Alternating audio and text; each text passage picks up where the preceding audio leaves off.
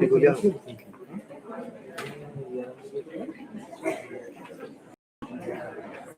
ইয়াৰ অভিজ্ঞতা মোৰো লাগে না লাটু লাটু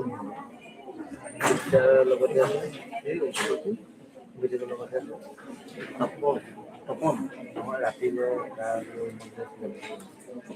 দ্বিতীয় ৰুমত আছে দ্বিতীয় ৰুমত কোন আছে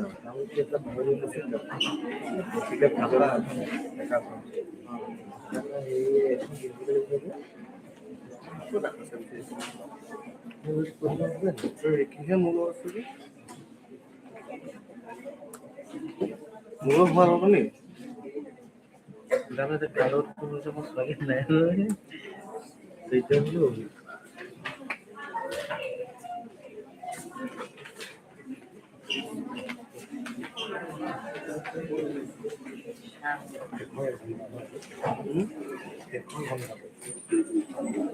এই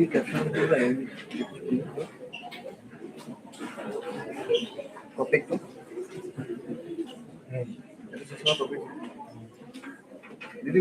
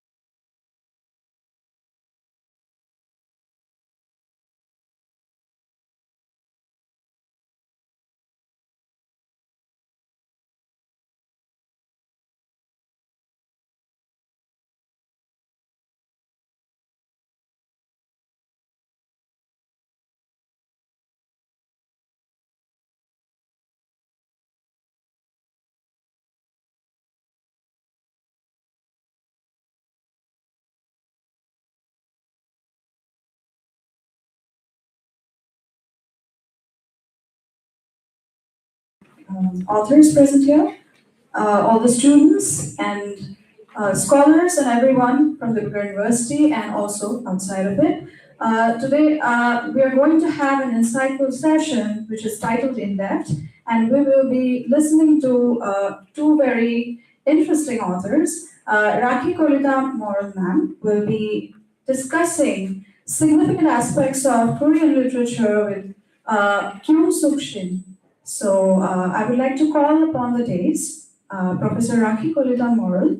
Um, and I would just like to give a brief introduction of ma'am as she comes to the days.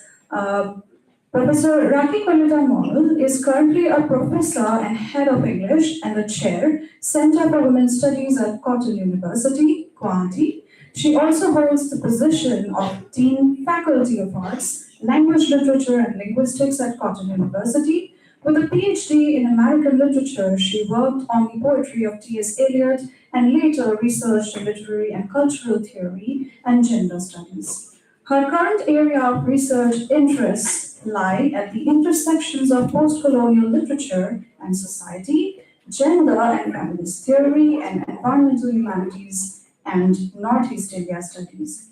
She has published a feminist handbook, Once Upon the Hills, a handbook of Naga women's voices and visions under HABIIAS, Leiden University's Research Consortium, and has edited South Asian Review's special issue on Northeast Indian Anglophone literature.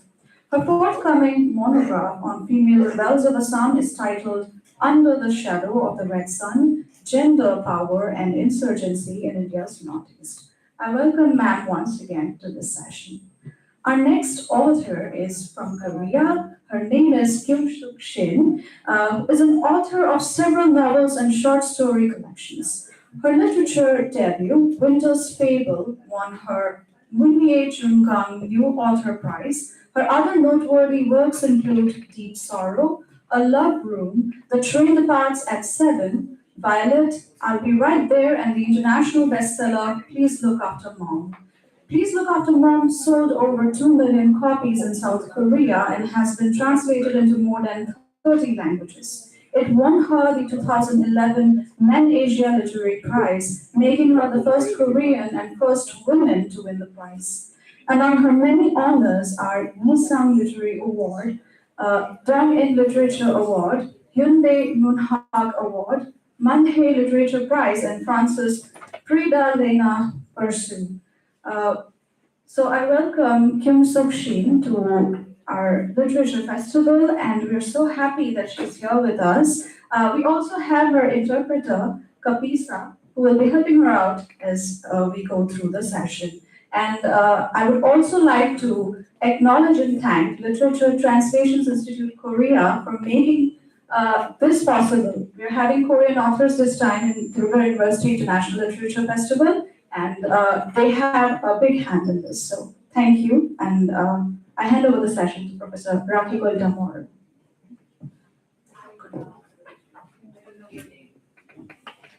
My name is Ragini Mohanty.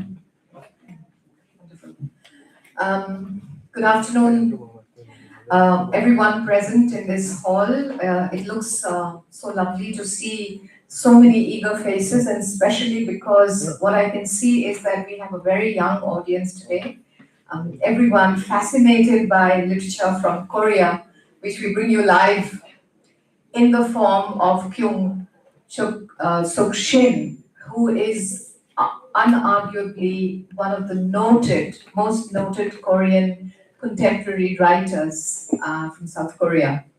Thank you, Ragini, for that wonderful introduction.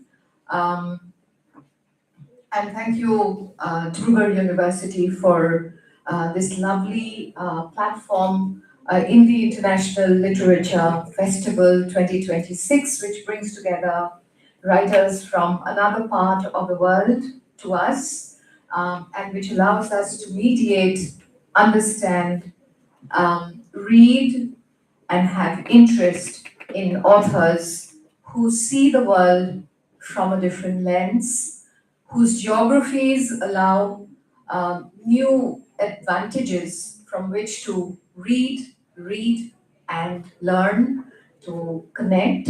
So I think it is a great opportunity that we have this afternoon, and I am indeed very privileged to have with me Kyung Suk Shin, or also known as Suk Shin. Yes, yes, yeah. So because I've been reading up a lot on her, so I can understand. And let me also place my formal thanks to Ink Quill Collective and Arijit Nandi, who is here on behalf of Ink Quill Collective, who's actually responsible for bringing this wonderful author to our midst. Thank you very much. Yeah. So at 16, you worked in an electronics plant while also studying for your college at night. High school, actually. You studied while working in an electronics plant, and that's what gripped my first excited moments about reading an author who comes from the heart of Korea, South Korea, and has been able to blend a life that did not allow her that privilege with an absolute urge to read, because then she would become the writer in a few years. When barely 22, Kyung Suk Shin produced her first novella, Winter Fable, and became part of a feminist writing circle. And this was what actually got my attention, because with Kim In Suk and Gong Ji Young, she brought in a circle of three women who adopted this code 386 from the latest Intel computer and uncoded and decoded her life as young women in their 30s, three, in the mid 80s, so 86. And this is how they also, perhaps, in a way, envisioned the great democratic impulse of the 80s. I think most of us would recall that the 80s of our world, of the previous century, some of you were not born, most of you were perhaps not born, witnessed the largest global democratic movement. And if you read up, you will know China had Tiananmen Square in the late 80s. And Korea was expressing its own resurgence, young resurgence. Okay? I will not go into the many literary prizes for want of time. She's won a host of prizes. Our anchor has already introduced her. But I do want to mention that her earliest work brought her fame. The one that brought her fame was not a political novel. Her first work was not a political novel, but it grew out of personal relations, of a struggling transition from a young Korean suburban girl into adulthood. So, what was the impulse that triggered the writing of this book? What exactly was that personal emotion?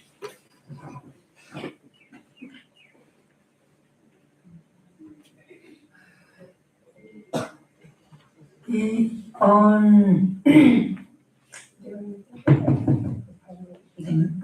어,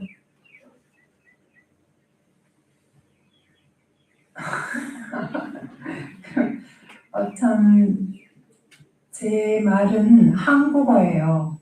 그 인터pre터가 여러 분야를 들을 수 있도록 영어로 통역을 해줄 거예요. So I will be speaking in Korean and the interpreter here will be translating the words. 그래서 여러분들이 좀 끈기 있게 들어갈 거예요. So I think we will need your attention to be able to understand it. 그리고 이제 지금 우리 사회자님이 얘기하는 거 들으니까 제 인생에 대해서 얘기를 해야 되는 모양인데 즐겁게 할게요.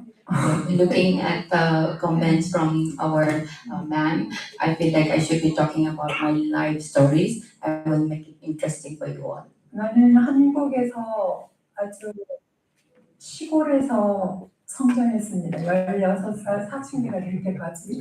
Until I was a teenage, till 16, I grew up from a very countryside part of Korea. 어느 정도 시골이었냐면 제가 12살 때까지 전기불이 들어오지 않았어요. 그런 시골이었어요. It was a very rural to the point that until 12, there was no electricity in my village.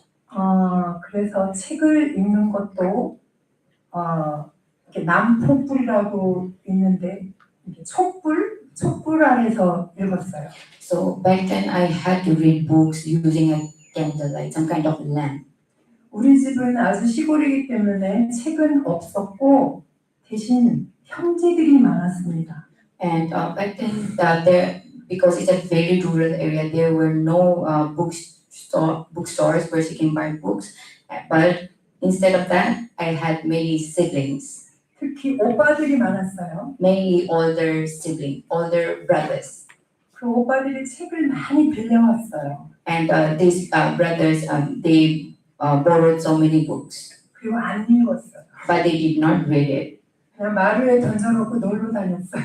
They 오빠들이. simply just leave it and just hang around. 그 책을 제가 읽기 시작했습니다. And I got my hands on those books and started reading it. 좋은 거예요. The books were too good. 책이라는 게 이 세상에 있네. 그걸 깨달았을 때 너무 기뻤습니다. Then I came to know that there are these amazing books in this world. 그래서 그 오빠들이 빌려다 놓고 읽지 않은 책들을 그 시골집에 헛간, 지붕이, 나무 위에 이런 데서 계속 제가 읽었습니다. And I read those books in many of the corners of the house.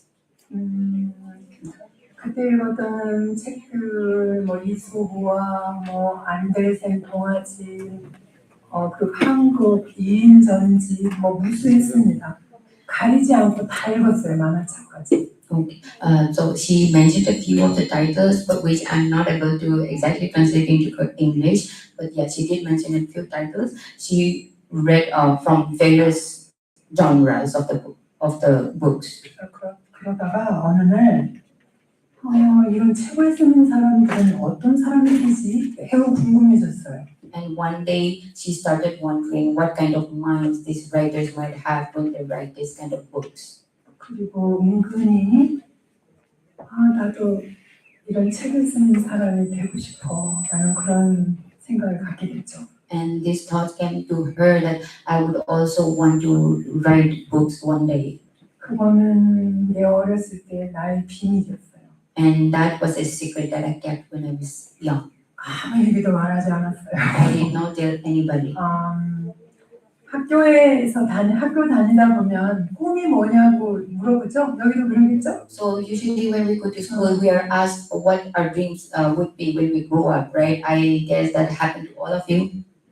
그때 마음속으로는 작가가 되고 싶어 그런 생각을 했지만 이게 써내는 거는 다 간호원, 의사, 학교 선생님 이런 걸 써냈습니다. So deep down, I wanted to be a writer, but I did not write down on the paper. Instead, I wrote I want to become a doctor, a teacher, and a nurse. 왠지 말하면 안 될 것 같았어요. I don't know why, but I felt that I should not tell people that I want to be a writer. 그런 마음 아세요? Do you know that feeling? 너무 소중해서 말하고 싶지 않은 거? It was too precious to let it out and tell someone 나만 else. 알고 있고 싶어. I wanted to keep it for myself. 그렇게 작가가 되고 싶다라는 그런 꿈은 내 마음속 안에만 있었습니다. So yeah, that's to become a writer. Wanting to become a writer, that was the secret that I kept it just for myself within me. 제가 처음으로 나는 작가가 될 거야라고 이렇게 말을 했던 것은 1978년 6월 11일 11시 57분 기차 안에서 서울로 가는 그 시골 마을에서 서울로 가는 기차 안에서였어요. The first time that I tell anybody or let it out that I wanted to become a writer was at 11:57 p.m. on 12th of June 1978 on the way to Seoul from the countryside inside the train. 나는 그날을 잊을 수가 없어요. I cannot forget that day 왜냐하면 온종일 논에서 일하던 엄마가 나를 우리 큰 오빠가 있는 서울로 데려다 주던 밤이었거든요. because that was the night when my mother took me to my elder brother's place who lived in Seoul after working all the way all day long in the paddy field. 그날 밤에 나는 여기 앉고 엄마는 여기 앞에 앉았어요. That day on the train, I was sitting here, and across me, my mom was sitting there. 그리고 아주 캄캄한 밤에 기차가 서울을 향해 가고 있을 때 And it was very dark night, and the train was heading to Seoul. 문득 굉장히 그 시간 어딘가 서울로 간다는 게 너무 좋기도 했지만 매우 불안했어요. Somehow, I was very excited to go to Seoul, but some part of me, I was not very happy. Some kind of emotion was there 왜냐하면 무슨 일이 생길지 모르잖아요. because I don't know what will happen once I go there. 한 번도 안 가본 곳이니까. I've never been to Seoul before. 그래서 엄마한테 말했어요. So I told my mom 엄마 나는 저 서울에 가면 작가가 될 거야. 그랬어요. that when I go to Seoul, I will become a writer. 엄마가 이렇게 보더니 작가가 뭐냐? 그거 물었어요. And my mom looked at me and said, "What is a writer? What does a writer do?" 왜냐면 시골에서 살던 분이니까 학교는 한 번도 다녀본 적이 없이 시골에서만 살던 분이니까 자기 딸이 갑자기 작가가 될 거야. 그러니까 이게 무슨 말이지? 했던 거예요. My mom had only lived in the countryside her whole life without even going to school, so she had no idea what a writer is. 나는 언젠가 작가가 돼서 엄마의 이야기를 쓸 거야. 그래서 And my response was, "One day I will become a writer and I will write about you, my mom." 그랬더니 엄마가 가만히 저를 쳐다보더니 언제? 그러고 물었습니다. Then, without saying any word, she just kept staring and she said, "When?" 그때 대답은 언젠가 말이야. 그랬어요. My answer to that was, "One day I'll write about it." 그렇게 말한 이유는 그 어떤 꿈을 가지지 않으면 저 도시에 가서 내가 어떻게 살아야 될지 예측을 할 수 없었기 때문이에요. And the reason why I say that because if I don't have a dream and just simply go to school, I simply go to Seoul, I would not be able to. 나는 그날 밤으로부터 한 8년 후가 작가가 되었습니다. So if I don't have a dream, I would not be able to endure the life in Seoul. And after that day, 8 years from that day, I became a writer. 아까 사회자님께서 말씀하신 22살이 되었습니다. And that's what when she mentioned that she was 22 when she first released her novel. 내가 엄마 나 작가가 될 거야 라고 언젠가 엄마 이야기를 쓸 거야 라고 했던 그 책은 플리스도 때부터 많이 배웠고 And the book that she mentioned to her mom that I will be one day writing about you is the book Please Look After Mom. 그런데 그 책은 바로 쓰여지지 않았어요. But I was not able to write the book right away. 제가 작가가 된 다음에 장편 소설을 4권을 쓰고 단편 소설을 5권을 쓴 다음에 쓸 수 있었습니다. I was able to write Please Look After Mom only after I completed 4 long novels and 5 short novels. 엄마라는 존재는 그렇게 쉽게 너무나 잘 안다고 생각하지만 글쓰기로 엄마한테 다가가는 것은 너무 어려운 일이었어요. Although we think that we know our mom very well, it's very difficult to approach in writing. 그래서 계속 미뤄졌습니다. So I kept delaying, postponing it. 이 작품은 지금 우리 사회자님이 말씀하신 이 작품은 원제가 웹단방 어론룸입니다. This book, The Girl Who Wrote Loneliness, if we take the literal translation in Korean, it is called A Lonely Room. 영어로는 The Girl Who Wrote Loneliness라고 되어 있습니다. So in English, it's translated to The Girl Who Wrote Loneliness. 이 작품이 내가 그날 밤, 1978년 6월 11일 이후에서 20살이 될 때까지의 이야기가 이 소설에 담겨져 있습니다. So this book has the life of Miss Jean. This book has my life that for the past 20 years, that is before 1978 June 12th. 이 소설은 Yeah. So, The Girl Who Wrote Loneliness is obviously one of her most wonderful works because it also charts, as she said, her life. It is also regarded as perhaps her most autobiographical work, or the only work which is actually also understood as her autobiography, or kind of memoir translated into a novel. And it also, I think, offers the key, and I would like her to respond. It also offers the key to understanding how Suk-shin wrote, and as she has already explained, the tentative steps to become a writer, nursing that dream very closely, guarding it very closely to her heart, not allowing anyone to know that she was planning to be a writer. And all of this comes through in The Girl Who Wrote Loneliness. But I was also wondering that it has some of the most private articulations of life, such as a self-sacrificing mother, living in Seoul, unknown city, new, strange urban life, and especially largely urban Southeast Asia. How did it transform young lives such as hers? And we are looking at 5 decades now of that kind of life. So how does her journey as an author, how does it get charted by the books that she wrote, and how does it also contribute to her artistic development from someone who wrote about the transition from rural to urban life, but also about her own quiet loneliness, and then to the kind of subjects that she writes now. Yeah?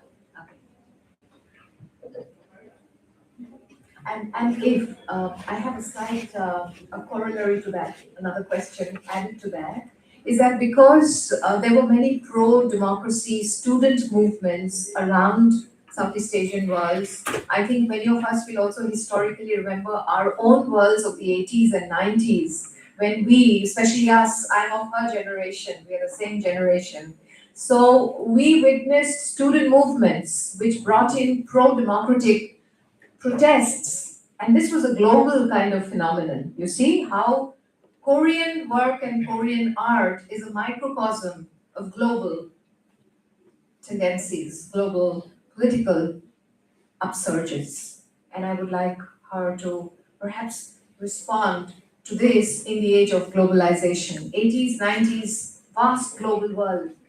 And how was a Korean woman, a South Korean writer, trying to strike a balance between that life and the global world that caught her in a storm.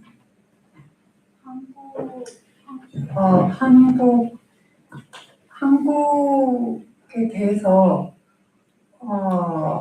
한국 사회에 대해서 잠깐 얘기를 하자면 Talking about the society of Korea. 한국은 1980년대에서 90년, 2000년대까지 민주화 운동이 굉장히 심했습니다.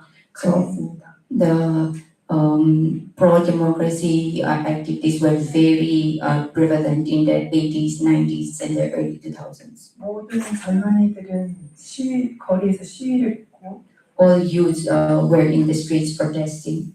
대학생들은 강의실보다 시위 현장에 더 많았습니다. And 시간을 보낸 일이 더 많았습니다. more than hanging out with friends, they spent more time protesting in the streets. 모든 예술 활동은 그 민주주의를 어떻게 우리가 지키느냐에 맞춰져 있었어요. And the basic concept of all those protests were how to protect the democracy. 제 작품도 거기에서 벗어나지 않습니다. And my works also does not divert much from that. 내가 그 독서실에서 밤마다 한 장씩 두 장씩 썼던 제 첫 데뷔작도 겨울 우화라는 작품인데 So my debut book, which is called The Winter Fable, which I wrote every 1-2 pages every night. 그 어떤 젊은 여성이 그 시위대에 참가한 자기 남자친구 어머니를 찾아가는 그런 소설입니다. So it's about a young girl who also joined in the protest and also went on looking for her boyfriend's mother. 왜냐면 그 보이프렌드가 시위를 하다가 사고를 당해서 죽었기 때문이에요. Because during the protest, her boyfriend died during the process. So she went looking for his mom. 그 소식을 그 어머니에게 전하려고 찾아갔다가 차마 말을 하지 못하고 자기가 끼고 있던 그 장갑만 그 집에 두고 돌아오는 그런 내용입니다. So, but she went all the way to the house, but the girlfriend was not able to bring up the story to his mother about the sad loss. So she only left her gloves at the doorstep. 그것처럼 제 소설이 굉장히 어떤 한 개인의 초점을 맞추고 있지만 제 소설의 모든 배경에는 한국 사회의 현실이 아주 강하게 등장합니다. So although the book may be around a main character, but in the background it's always showing the reality of Korean society. 예를 들자면 이 외딴 밤에는 나는 이 바뀐 제목보다 외딴 밤이라는 제목이 훨씬 좋습니다. 외딴 밤이라고 해요. As for this book, The Girl Who Wrote Loneliness, I actually prefer the original, A Lonely Room, the literal translation of the book. 얘는 한국의 1970년대 현실이 그대로 배경이 돼서 들어있습니다. So this book follows the raw background of the society back then in 1970s. 여기에 등장하는 오빠는 민주주의를 위해서 시위장에 다니는 오빠이고, And the character that's portrayed in this book is a person goes out to protest in the streets. 여기서 나라고 나오는 그 나는이라는 소녀는 작가가 되겠다는 그런 꿈을 갖고 노동 현장에서 일하는 그런 소녀로 등장합니다. And Miss G.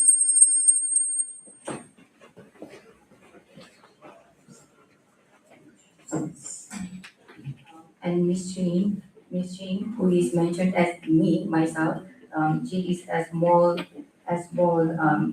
girl who works in a factory, and also who wanted to become a writer. 여기 학교가 마이크가 문제가 있군요. 어느 강연장이다 마이크가 약간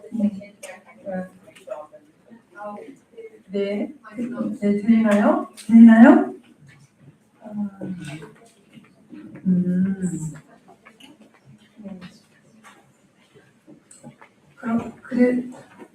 이것도 안 들리는 것 같으네요. 들려요? 그래서 이 소설은 한국의 1970년대 상황이 등장을 합니다. So I mentioned that this book follows the background of 1970s for Korea.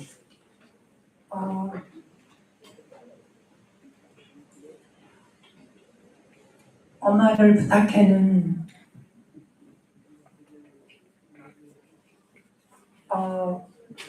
플리스 로마 애프터 맘에는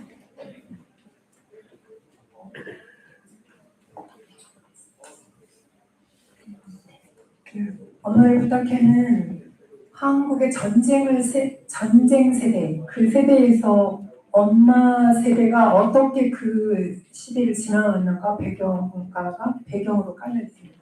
And the background of Please Look After Mom is how the society's transition from the war generation. 다 예를 들 수는 없고 하여튼 제 모든 소설 속에는 한국 사회 현실이 그대로 등장합니다. So I cannot explain all the background of the books, but what I wanted to say is all the books talks about the reality of Korean society. 가능하면 100년 후에 어떤 독자가 제 소설을 읽을 때도 한국 사회가 그때는 이랬었구나.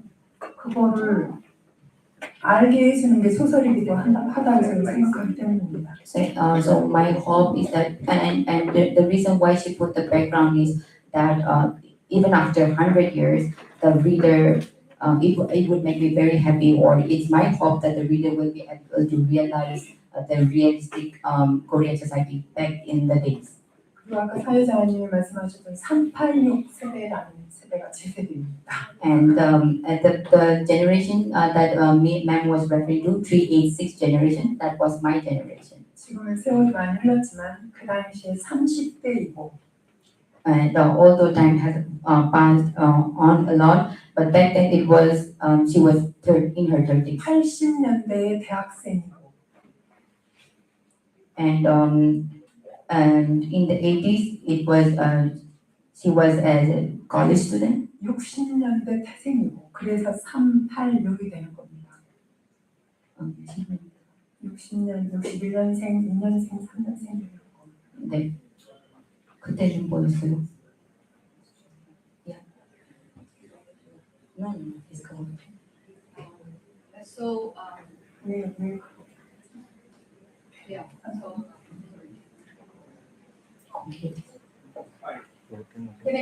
I think, yeah, this is better. Okay. So, I think what Ms. Sukshin is talking about is her evolution as a writer. The many different personal, private, societal issues that may have crisscrossed as themes in her book. And for anyone who's reading Sukshin, must understand that she grows along with modernity into contemporary Korea. And this is the most interesting facet of her writing, which brings me to one interesting question to Sukshin, is that when she wrote Please Look After Mom, which she talked about, it's been at the back of her mind. Her mother was instrumental in making her the writer that she became. While her mother did not know who a writer is, but the mother actually indirectly fueled her life towards making that writer. So Please Look After Mom becomes a signature work of Sukshin. And in some ways, my question to her is, did it in some way, because it attained global attention, it became one of the books that won her the Man Asian Prize, which is a highly acclaimed award to have.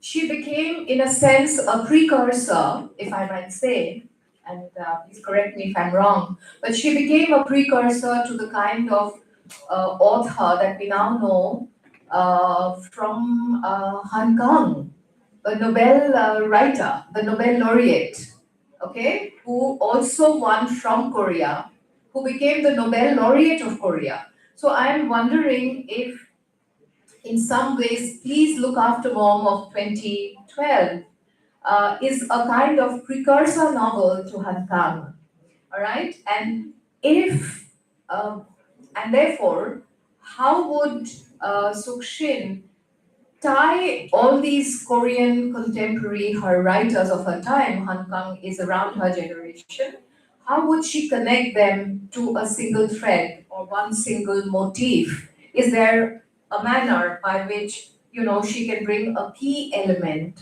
of the writings of Korean authors of that time together? That's my question.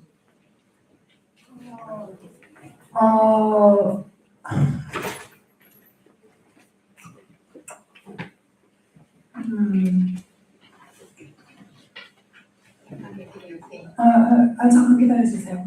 그 엄마를 부탁해라는 작품은 그날 내가 서울로 올라오던 밤에 나 자신과의 약속, 엄마에게 언젠가는 엄마 이야기를 쓸 거야 라고 했던 그 약속을 지키는 작품이었어요. So as I mentioned before, this Please Look After Mom is me keeping the promise to myself because she mentioned in the train that she would be writing a book about her. 비록 작가가 되고 난 후 30년이 지난 후에 썼지만 Although I wrote the book after 30 years. 그것은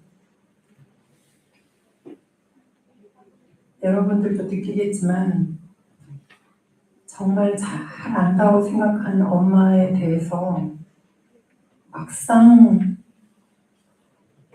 글을 쓰다 보면 내가 전혀 엄마에 대해서 모르고 있었구나.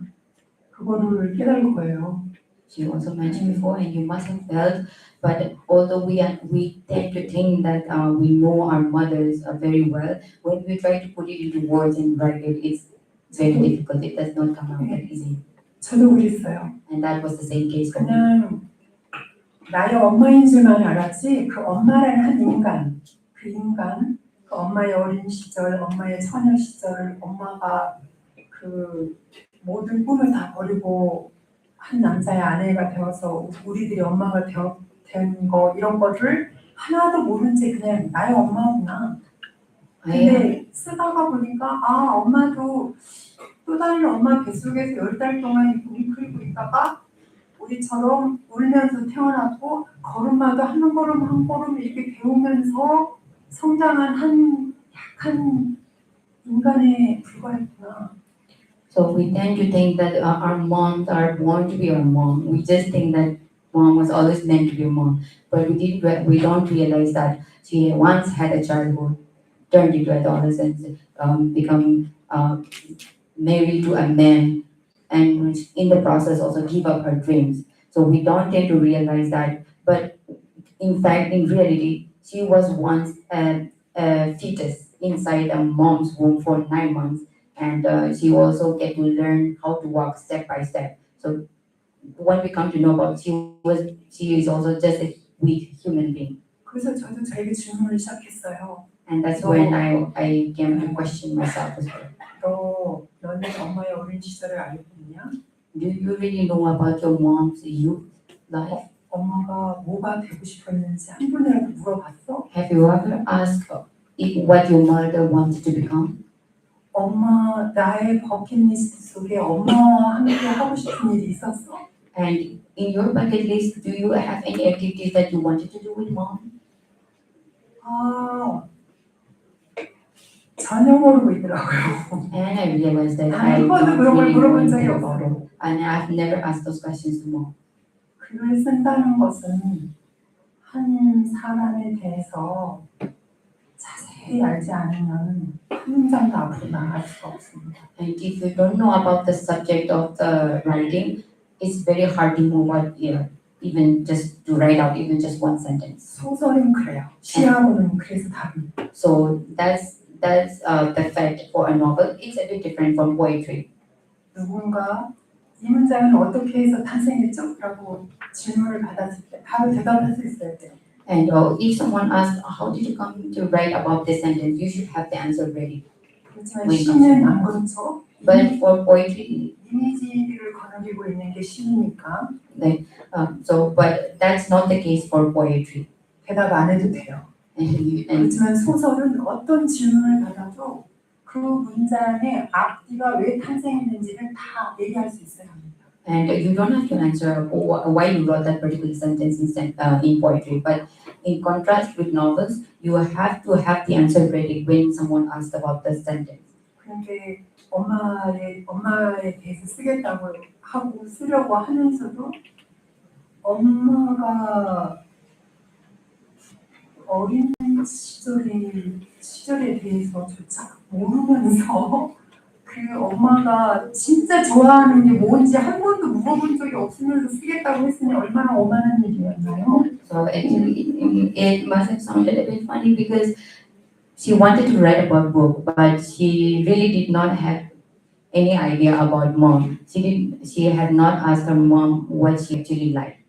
그래서 끊임없이 내 형제들, 내 아버지, 그리고 나 자신에 대해서 한테 엄마에 대해서 물어보기 시작했어요. So I started 엄마를 asking. 어떻게 생각해? So- 그러면서 So I started asking my siblings, my father, and myself what you know about mom. 이렇게 엄마를 알아가는 과정은 사실은 나를 알아가는 과정이기도 했습니다. And in a way, it turned out that I was looking for myself. In this process of finding out my mom, I also got to know myself. 그래서 이 소설은 엄마가 실종되면서 시작이 되거든요. So this Please Look After Mom starts with the disappearance of her mother. 사실은 엄마를 잃어버린 게 아니라 나를 잃어버리고 살고 있었다라는 것. In fact, I did not lose my mom, but I lost myself. 그런 이야기를 하고 싶었던 작품입니다. I wanted to, yeah. 한강에 대해서 이렇게 질문을 했는데 한강은 저하고 동시대가 아니고 제 아랫세대입니다. Okay, she did mention about Hong Kong, but they're not from the same generation. She's one younger generation to her. 내 아랫세대인데 그 뭐라고 할까요? 시도 같이 쓰고 서정적인 눈치를 가지고 있으며 We also wrote poems together. 한국 역사적 그 진실에 아주 치열하게 접근하는 작가죠. And we what approach to portray the reality of Korean culture in a very 매우 적절할 때 노벨상을 받았고 and she got the Nobel Prize at a very appropriate time. 덕분에 한국 문학이 세계인들에게 더 쉽게 다가갈 수 있는 그런 기회를 마련해 준 작가라고 생각합니다. And I believe she has created a very easy approach to I believe she has created a very good opportunity for the global readers to approach Korean literature. If there is one quality that animates the writing of Suk-shin, it would appear that which she's herself confessed somewhere, you have written in an interview or you have spoken, that there is, I continue to write with hope and compassion. For her, compassion is very big. And that is what animates a lot of the fiction that she writes. Despite the many genres she tries, personal memoir, autobiography, stories of young adulthood. But I think, as she had said, that you habitually think of mom when something in your life is not going well. I'm quoting you, Ms. Shin. You realize that you habitually thought of mom when something in your life was not going well, and that she is the energy behind your existence. A kind of port of call. Every time there was a problem, you ran to your mother or you thought of your mother in your head. And in that sense, I'm coming to another question. In that sense, how does it portray and reflect this very close-knit family of Korean society? The fact that family is center stage, that it is central, it is not individualistic like Western societies.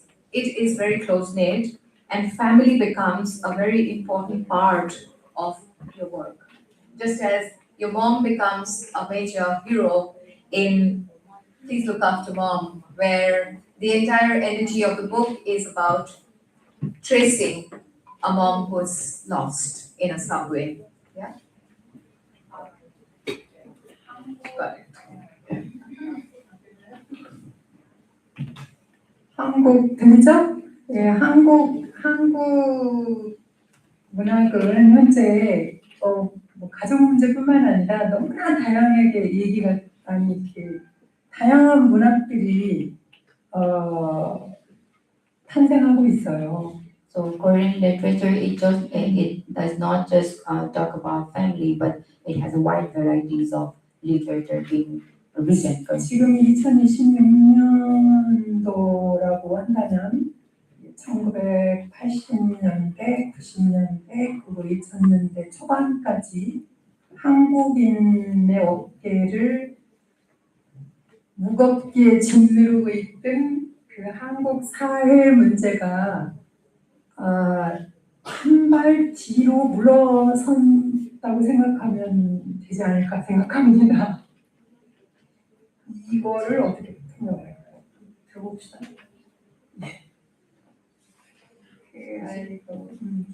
그러니까 우리가 이제 한마디로 말해서 자유로워졌어요. 이념 문제로부터 자유로워졌습니다.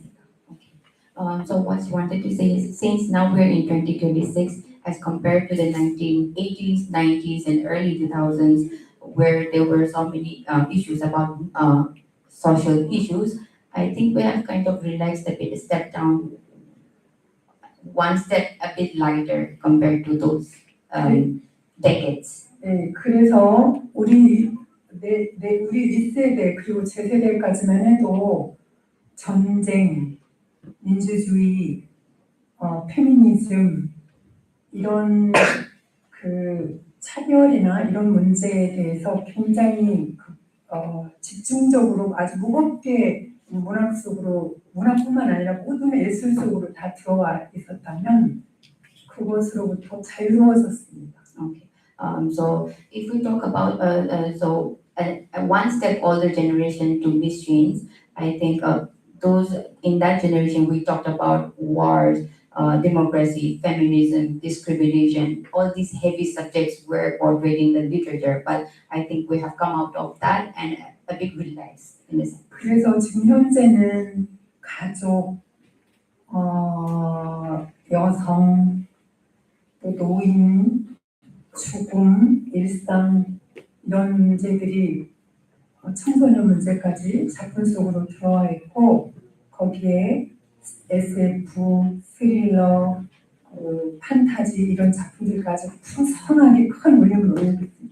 So now we are able to freely write about family, women issues, aging, that, or daily lives, and also about young teenagers, and in many genres like sci-fi, and fantasy, thriller, in just covering many genres. 그래서 가족 문제에 있어서만 그 문학의 중심에 있는 게 아닙니다. 아니고 한국의 지금 현재 가족 형태는 아주 다양합니다. So the Korean literature does not focus on the family issues itself now. And also the family it has become very simplified even in Korean society. 내 소설 속에 등장하는 가족만 해도 대가족이에요. The most of the family background that are portrayed in the books are a bit complex, or are big shows big families. 지금은 부부가 두 사람이 사는 경우가 많고 아이를 안 낳는 가족 세대도 많고. And now there are very nuclear families with just 결혼을 couples without having children. 사는 사람들도 많고. And there are also many people who does not opt for marriage.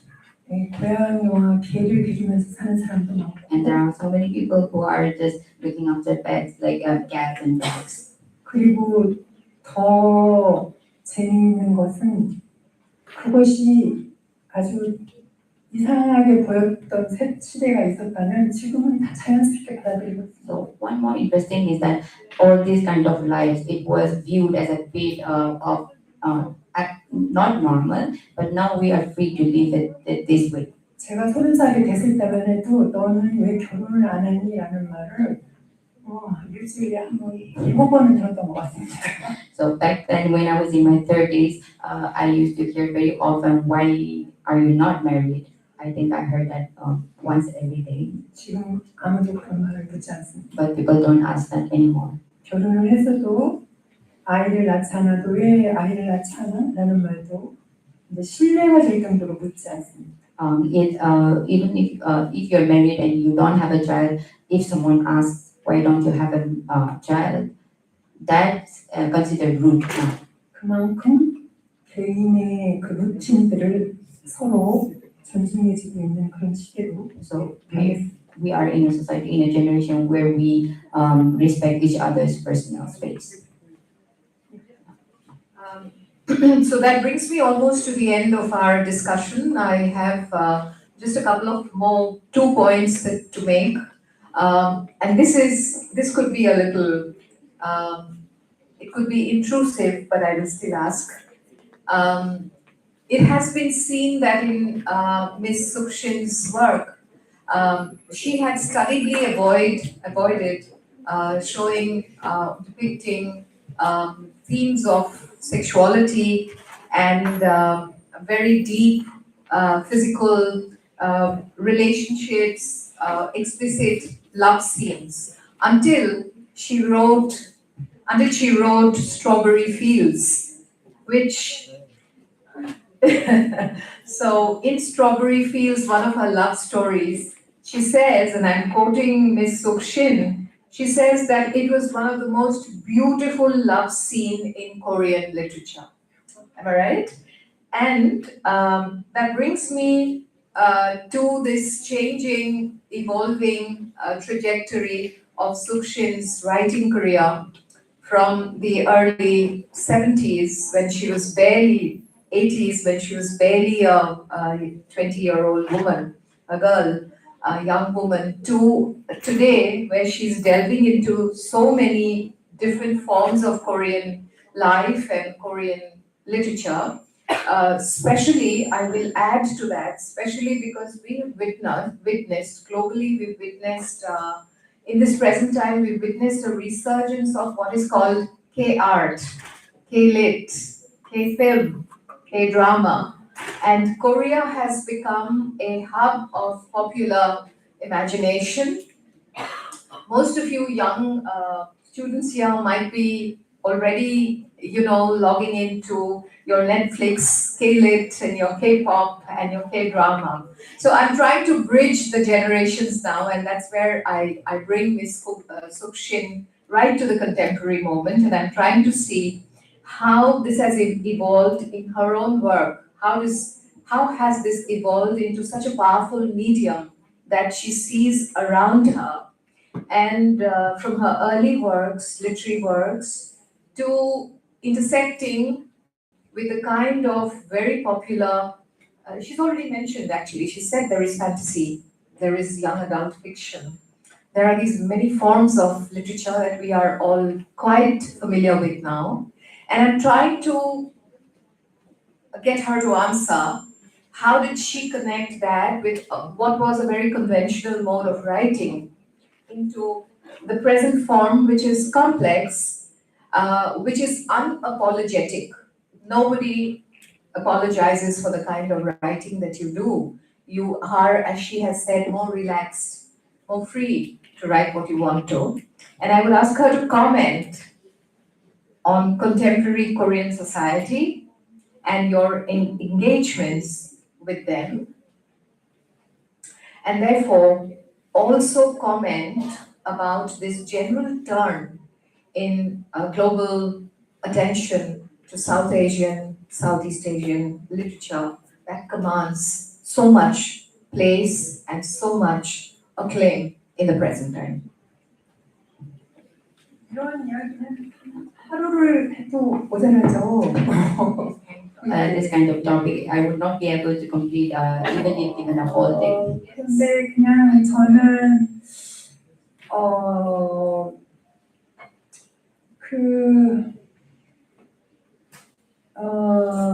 이제 제가 영어로 번역되고 또 많이 독자들이 많이 읽는 작품들이 이를테면 프린스 로베르토만이라든지 이런 작품이어서 가족 소설을 쓰는 사람이라고 인식이 많이 되어 있는 것 같아요. So many of my works were translated, and I think many of the readers consider me as writing about family. 네, 물론 근데 그것도 아주 소중한 평가라고 생각합니다. I take that in high regard, and I appreciate that.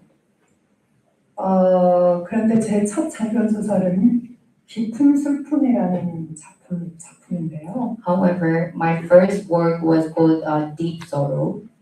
20대 남녀 세 사람이 아주 편하게 사랑하는 이야기입니다. And it is a love between a story about siblings love among three siblings.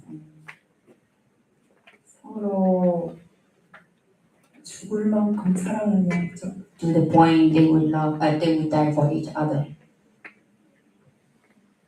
나는 그 빤한 어떤 삼각관계의 이야기를 완전히 새로 일으키게 하고 싶었어요. 내 문체로.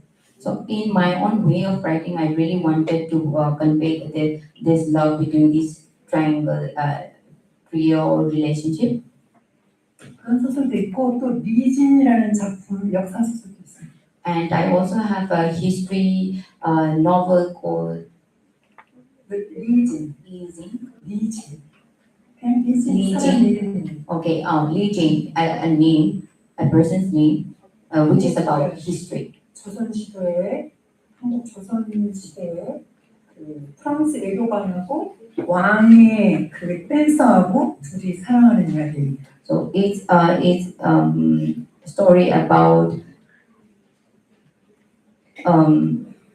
love between a 프랑스 외교관. France diplomatic officer with the king in the background of Joseon dynasty. 더 코트 댄서라고 영어로 번역이 되어 있습니다. So it is translated to the court dancer, the book. 그렇게 다양한 소설을 쓰고 있어요. So I have been covering multiple subjects. 그리고 시간이 없나요? 제가 최근에 쓰고 있는 소설 첫 문장을 좀 잠깐 한국어로 들을 수 있게 읽어드리려고요. We're running out of time, but I really wanted to read out a few passages from one of the books in Korean. 내가 아직 이건 책으로 출간된 소설이 아니기 때문에 제가 이 부분을 낭독하는 건 여러분이 처음 듣는 거예요. Wow. And this book has not been released. I am still working on it, and you guys are the first one hearing this. 이 소설을 연재하다가 여기 왔답니다. I was working on this until I came here.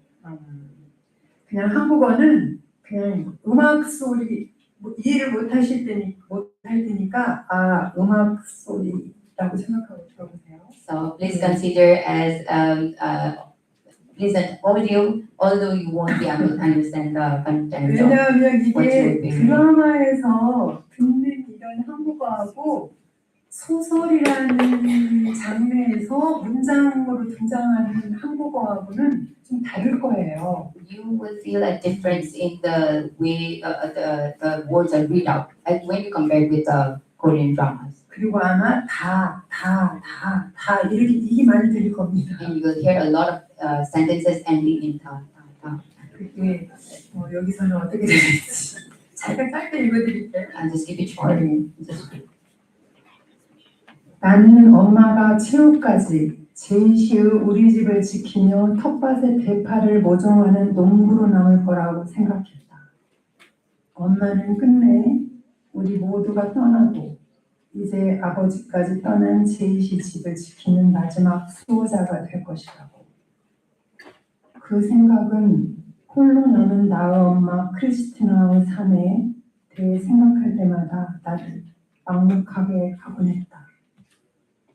어떻게 엄마 혼자 그 텅 빈 시골집에서 살게 하나. 엄마를 자식들이 있는 도시로 오게 해야 할 텐데 싶다가도 마음이 무거워져 어떤 말도 입 밖으로 내지 않았다. 크리스티나가 60년 넘게 살아온 제이시의 우리 집을 떠나 생판 모르는 공간인 이 대도시로 이주해 오는 것을 상상해 보는 것만으로도 어깨에 책 100권을 얹어놓은 기분이었다. 말이나 소나 낙타의 이삿짐을 싣고 긴 행렬을 이루며 꽃도 보이지 않는 사막을 건너는 일도 아니고 길이 나있지 않는 산길이나 고산지대를 등짐지고 이동하는 일도 아닌데 뒤따를 온갖 부수적인 어려움이 머릿속을 어지럽게 이어서 더 이상 생각이 이어지지 않았다. 다. 그죠? Only that. 아까 사회자님이 가족에 대해서 질문을 하셔서 이게 지금 제가 쓰고 있는 가족 소설의 마지막 소설이 되지 않을까 생각해서 이번 집단하게 되었습니다. So, ma'am did mention about Miss Jane writing family novels.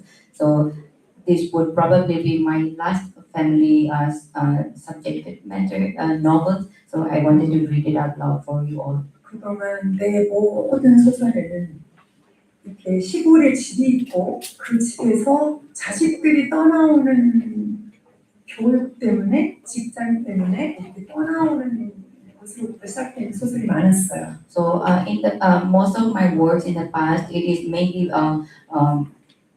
one of the child or someone leaving the countryside to go to the metropolis or the cities for education or work. 근데 지금 제가 방금 낭독해드린 그 소설은 드디어 엄마가 아버지의 장례식을 치르고 엄마가 이제 그 시골집을 떠나서 대도시로 이사 오면서 이 대도시의 한 노인으로 그 삶을 살아가는 과정이 등장하는 그런 소설을 쓰고 있습니다. But finally, the book that she just read out loud to you is a story about mother who, after the funeral of her husband, goes to the metropolis, goes to the cities, and navigate her life as an old woman in the city. 이것도 지금 현재 한국의 사회 현실 중에 하나입니다. And this is also one of the realities of Korean society right now. 모든 사람이 시골을 떠나고 있어요. Most of the people are living the countryside. 시골은 빈집들이 남아있죠. Only the empty shells, the empty houses are left in the countryside. 그리고 사회자들이 물어보진 않았지만 가능하면 앞으로 이 소설을 마음을 짓고 제가 쓰고 싶은 소설은 아주 한 문장도 버릴 게 없는 그냥 한 문장만 빼내도 소설이 사라져버리는 그런 소설을 쓰고자 합니다. 이룰 수 없는 꿈이죠. And although the moderator did not ask me, I after this work, she wants to write a book. I want to write a book, the kind of book that if we leave or drop one sentence from the novel, it won't make sense. That every sentence is an important or integral part of all the novel, something like that. It's a very big dream, but that's what I want to write about.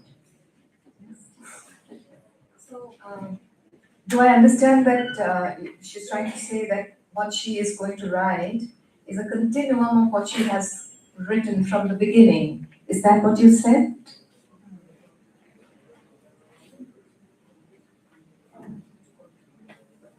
Is that one unfinished story? I'm sorry. 근데 아마 제가 10년 전에도 그런 말 했거든요. 어디 가서 나는 어느 날 앞을 보지 못하게 된 사람 이야기를 쓸 거야. 그렇게 어디선가 얘기했어요. 그래서 지금 안 썼어요. Like 10 years ago or so, I did mention somewhere that even if I become blind, I will still write this book. But she's not being able to write it so far. 마지막에 한 문장도 버릴 게 없는 완벽한 소설을 써보겠다. 그것은 So I want to write a perfect novel where if I miss a sentence out, which will not make sense. So every sentence has to be perfect, and that book will be a perfect novel. 제가 16살 때 엄마랑 서울에 온 기차를 타고 엄마 나 서울에 가서 작가가 될 거야. 그때 그 말하고 똑같은 말이에요. So this is also similar to when she said when she was 16, when she told her mom that one day I will become a writer. 그냥 여러분에게 약속하는 거예요. So this is a promise from me to you all. 나는 그냥 단 한 문장도 버릴 게 없는 소설을 쓰겠다. That I will write a very perfect novel where leaving out a sentence will not make sense about the book. And perhaps the day will not be too far when we hear that Ms. Sukshin may have landed the world's biggest literary prize. So we wish you every best for that.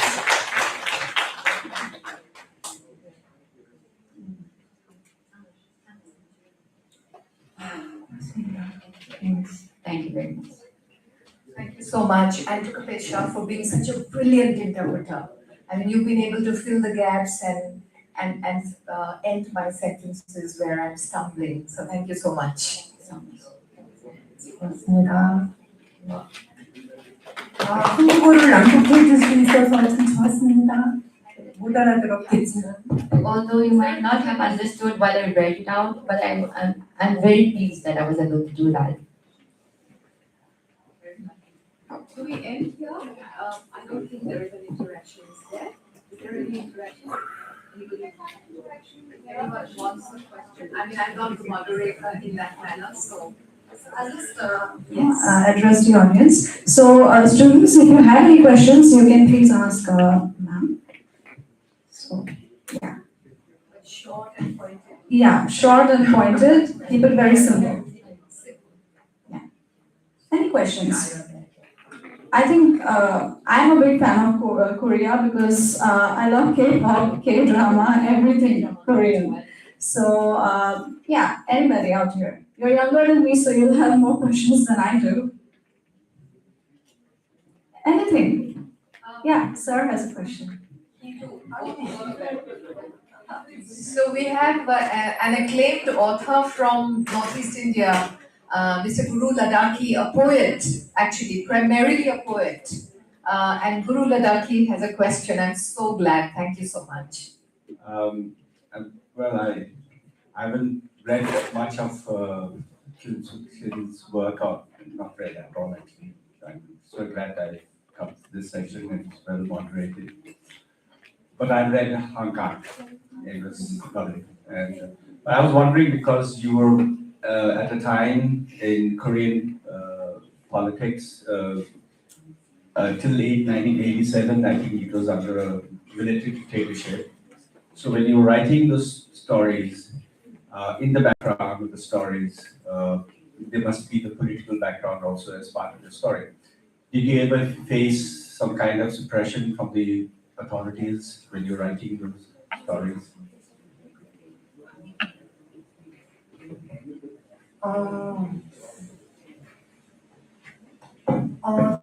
방해되지 않았습니다. 오히려 한국 사회가 어느 정도 안정이 되고 난 다음에 쓰는 것이 더 어려웠습니다. I did not face any obstructions or suppressions when I wrote that because I would say it became even a bit more difficult when the suppression was lifted post that. 왜냐하면 아마 문학의 특성 중 하나가 기쁜 일이 생겼을 때나 평화로울 때는 오히려 쓰지 않게 된 것 같아요. Because I would say because in literature, one of the characteristics of literature is when we tend to write more when we are in a sad space because when we're peaceful and when we're happy, we don't usually write things. 사회적으로 매우 어렵거나 이렇게 말해도 될지 모르겠지만 적이 분명할 때 우리가 무엇을 이겨내 극복해야 되는지가 분명할 때 그때 오히려 문학의 힘이 발휘되는 때가 아닌가. So, I'm not sure if I should say this, but I feel we tend to write more when the enemy is very prominent, when we have something to go up against.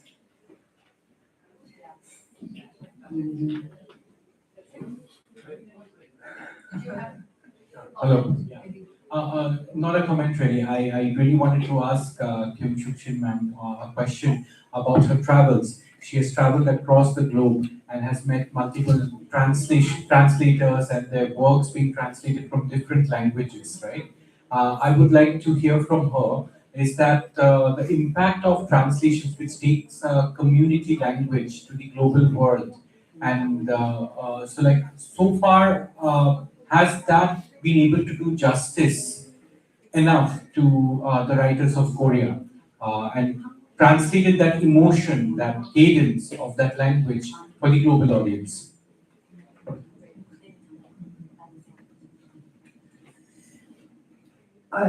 이런 질문 받을 때 참 대답하기가 어렵습니다. It's very awkward and it's difficult to answer these kind of questions. 왜냐하면 번역을 잘못한 것 같고 번역을 욕하는 것 같고. Because if I say no, then I would be that would not be in favor of the translators.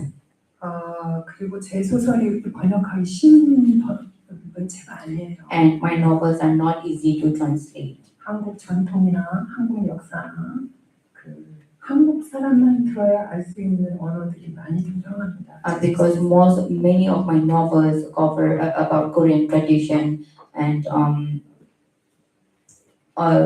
which can only be realized by Korean readers.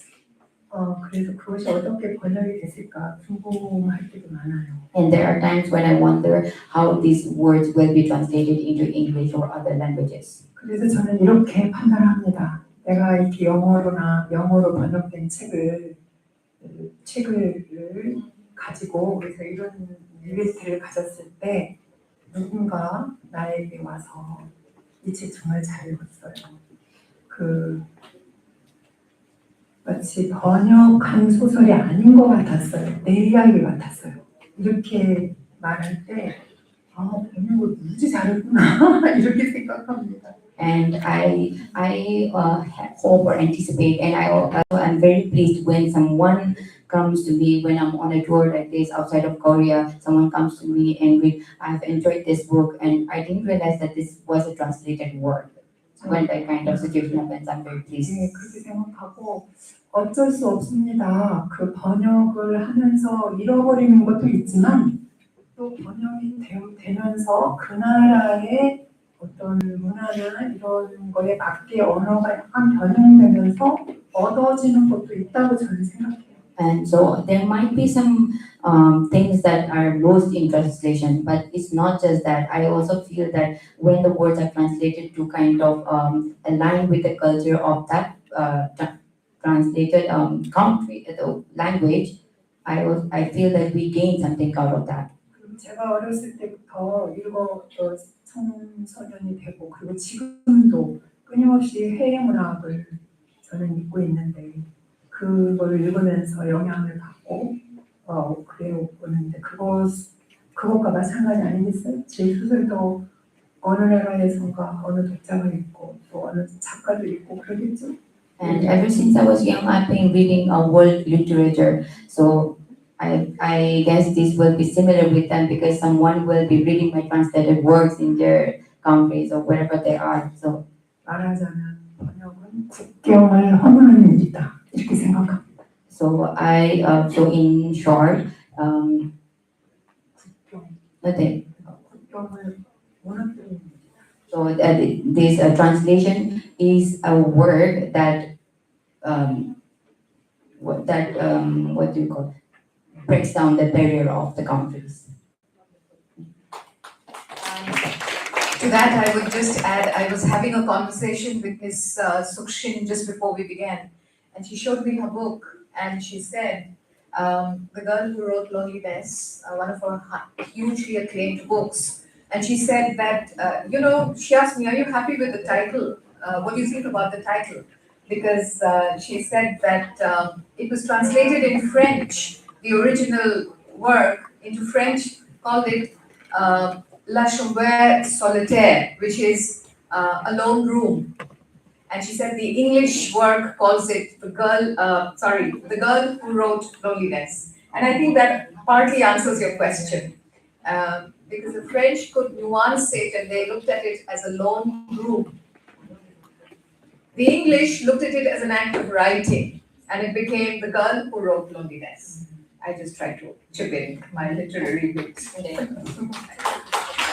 내가 나중에 좀 축하하고 싶은데 이 학교에서 저한테 우리 북 투어 할 때 이 책을 선정했다고 했다는 말 메일을 받고 제가 이 책을 한번 가져온 거거든요.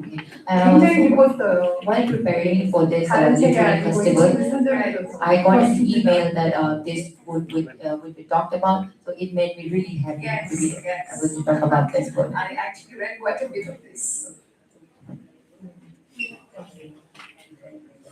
함께해 주셔서 정말 감사합니다. Thank you all for your time. 이렇게 우리가 함께 만날 수 있는 것도 문학회의네요. 문학에도 감사합니다. And I feel grateful for Liberator to be able to bring this opportunity together. So, as we conclude this session, I extend my deepest gratitude to our esteemed panelists and for illuminating us today with reflections on the journey of writing and understanding the inspirations that leads one to the act of writing. Though both of our authors belong to two different countries, speaking different languages, one thing that remains primary is the power of storytelling that transcends borders. I thank our esteemed authors once again for sharing their insightful ideas. I thank our reporters for the session and the technical team and everyone involved in arranging this session. Thank you, and we can call it a day. Thanks to you.